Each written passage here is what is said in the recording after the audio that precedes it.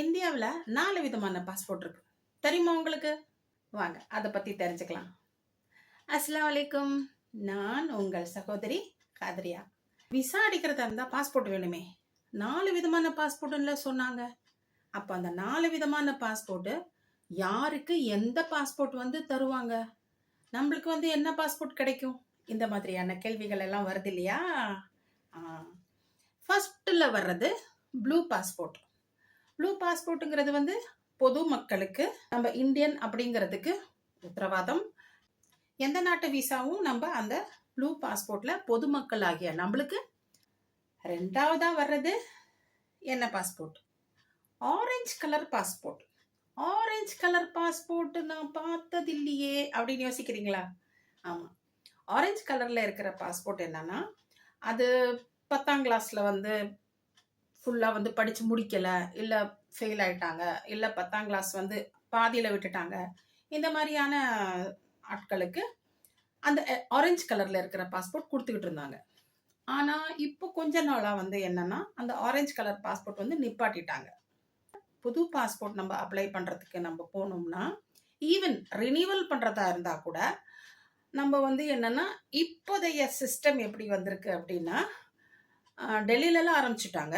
இப்போ டெல்லி, கல்கட்டா, பாம்பே, அப்புறம் சென்னை, அப்புறம் பெங்களூர், இங்கெல்லாம் வந்து என்னன்னா ஃபர்ஸ்ட் வரும் சிப் அடங்கிய பாஸ்போர்ட். அதில் வந்து எல்லா விவரங்களும் அதில் வந்து ஒரு சிப்லேயே வந்து கொடுத்துருவாங்க. அட்வான்ஸ்டாக வந்து அந்த டெக்னாலஜி இருக்கு. ஸோ நம்ம பாஸ்போர்ட் இந்தியன் அப்படிங்கிறதுக்கு ஒரு உத்தரவாதம். ஓகே, வெளிநாடுகளுக்கு போகும்போது நம்ம பாஸ்போர்ட் தான் நம்மளை அடையாளம் காட்டும்.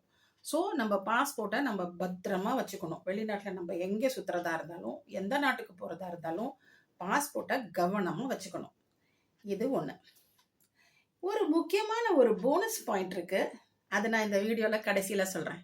மூணாவதாக வர்றது என்னன்னாக்கா, மெரூன் கலரில் இருக்கிற பாஸ்போர்ட் யாருக்கு தருவாங்க அப்படின்னாக்கா, சீனியர் கவர்மெண்ட் ஆஃபிஷியல்ஸுக்கு வந்து தருவாங்க.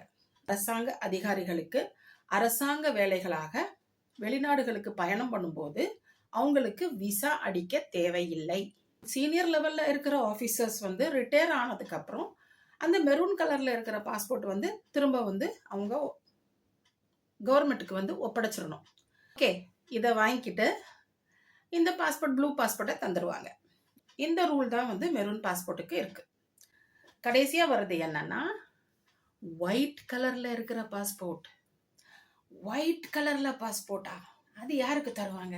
கவர்னருக்கு, பிஎம்முக்கு, அந்த மாதிரி ஹையஸ்ட் லெவல்ல இருக்கிறவங்களுக்கு தான் அந்த பாஸ்போர்ட் வந்து தருவாங்க. அந்த பாஸ்போர்ட் இருந்தாக்கா அவங்களுக்கு விசா தேவையில்லை, இமிகிரேஷன் தேவையில்லை, வேற எந்த கேள்வியும் இல்லை. அவங்களுக்கு அவங்க போறதே, பயணம் பண்றதே வந்து கவர்மெண்ட்டுக்காக தான் அவங்க பயணம் பண்ணுவாங்க. அந்த ஒயிட் பாஸ்போர்ட்டுக்கு வந்து ரிட்டையர்மெண்ட் கிடையாது. அவங்களுக்கு தர வேண்டிய எல்லா விதமான மரியாதையும் எல்லா விதமான வந்து சௌகரியங்களும் வந்து அந்த ஒயிட் பாஸ்போர்ட் வச்சிருக்கிறவங்களுக்கு வாழ்நாள் முழுக்க கிடைக்கும். நாம காமன் மேன், நம்ம எல்லாரும் வந்து காமன் மக்கள், காமன் பீப்புள், பொதுமக்கள், நம்ம எல்லாருக்குமே நம்மளுக்கு கிடைக்கிறது ப்ளூ பாஸ்போர்ட். ஸோ ப்ளூ பாஸ்போர்ட்டுக்கும் வந்து மிகப்பெரிய மதிப்பு இருக்கு உலக அளவுல.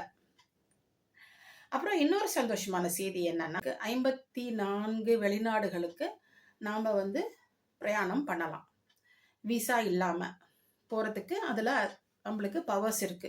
ரெண்டாவது வந்து என்னன்னா, சில நாடுகள்ல என்ன செய்வாங்க அப்படின்னாக்கா, இடிஏ வந்து சப்மிட் பண்ணிட்டு தான் வரணும்பாங்க. உங்களுடைய பாஸ்போர்ட்டு, நீங்க எந்த ஃப்ளைட்ல போறீங்கிற டிக்கெட்டு, நீங்க வந்து அங்க எங்கே தங்க போறீங்கிற விவரம், இதெல்லாம் வந்து ஃபில்அப் பண்ணி உங்க பாஸ்போர்ட்டோட இணைச்சு ஆன்லைன்ல வந்து நீங்க சப்மிட் பண்ணியிருக்கணும். நீங்க அந்த பிரயாணம் பண்றதுக்கு முன்னாடியே எலக்ட்ரானிக் டிராவல் ஆத்தரைசேஷன்னு சொல்றாங்க. இதுக்கு இடிஏன்னு ஷார்ட் ஃபார்ம்ல சொல்லுவாங்க. டிக்கெட் புக் பண்ணிட்டு மலேசியா போகணும்னு நீங்க புறப்படுறதுக்கு முன்னாடி 72 ஹவர்ஸ், 72 மணி நேரத்துக்கு முன்னாடியே டிஜிட்டல் அரைவிங் கார்டு வந்து இங்க ஆன்லைன்லயே புக் பண்ணி கொடுத்துடலாம். ஒவ்வொரு நாட்டுக்குமே தனித்தனியான சட்டங்கள் இருக்கு. அதுக்கு மேல என்னன்னா, அந்தந்த நாட்டுல இருக்கிற சட்டங்கள் வந்து என்னன்னா, அன்றாடம் வந்து நம்ம செக் பண்ணணும். நம்ம பிளான் பண்றோம் அப்படின்னா, நம்ம எந்த நாட்டுக்கு போறோமோ அந்த நாட்டுக்கு உண்டான விசாவை வந்து அன்றைய தினம் என்ன விசால மாற்றங்கள் இருக்குங்கிறத செக் பண்ணிட்டு கன்ஃபார்ம் பண்ணிட்டு இந்த மாதிரியான இடிஏ இந்த அரைவல் கார்டு இதெல்லாம் வந்து ரெடி பண்ணிட்டு பிறகுதான் நம்ம பிரயாணம் பண்ணணும். அட்வைஸ் என்னன்னா, நீங்க வந்து எந்த நாட்டுக்கு டிராவல் பண்றதா இருந்தாலும் கண்டிப்பாக டிராவல் இன்சூரன்ஸ் எடுத்துட்டு தான் வந்து நீங்க டிராவல் பண்ணா அது மிக மிக நல்லது. நீங்க உங்களுக்கு தெரிஞ்சிருக்கு எப்படி நீங்க வந்து இன்சூரன்ஸ் எடுக்கணும், எப்படி டிக்கெட் எடுக்கணும், எப்படி விசா அடிக்கணும், இதெல்லாம் உங்களுக்கு தெரிஞ்சிருந்துச்சு அப்படின்னாக்கா நீங்களே உங்களுக்கு நீங்களே வந்து ஆன்லைன்ல பண்ணிக்கலாம். இல்லை நீங்க ஏஜென்ட் கிட்ட போனீங்க அப்படின்னா ஃப்ரீயா இருக்கிற இடங்கள்லையும் உங்களுக்கு கட்டாயம் வந்து ஏஜென்ட்ஸுக்கு வந்து உங்களுக்காக அவர் வந்து வேலை செஞ்சு தராரு தானே, அப்போ நீங்க ஃபீஸ் கொடுக்க வேண்டி வரும். அது எவ்வளோ ஃபீஸ்ன்னு அவங்க கேட்கறத பொறுத்து, நீங்க எந்த நாட்டுக்கு போறீங்களோ அவங்க என்ன கேட்குறாங்களோ அதை பொறுத்து நீங்க வந்து ஃபீஸ் கட்ட வேண்டி வரும்.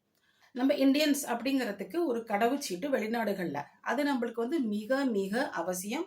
அது ரொம்பவும் பத்திரமா வந்து நம்ம வச்சுக்கணும். நம்ம எங்கே நம்ம பிரயாணம் பண்றதா இருந்தாலும் அது பாதுகாப்பா நம்ம எடுத்துட்டு போகணும். எங்கேயும்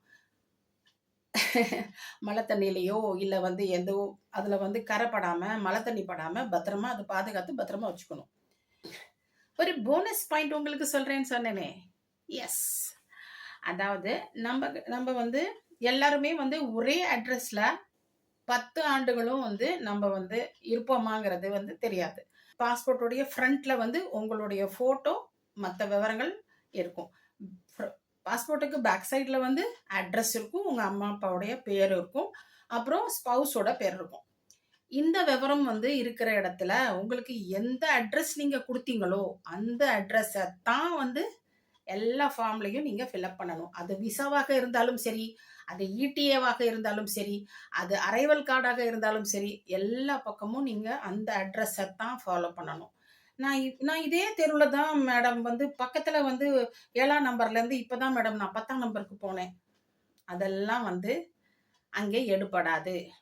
அந்த கம்ப்யூட்டர் வந்து ஒத்துக்காது. நீங்கள் ஒரு நம்பர் மாற்றினாலும் அந்த கம்ப்யூட்டர் வந்து ஏற்றுக்காது.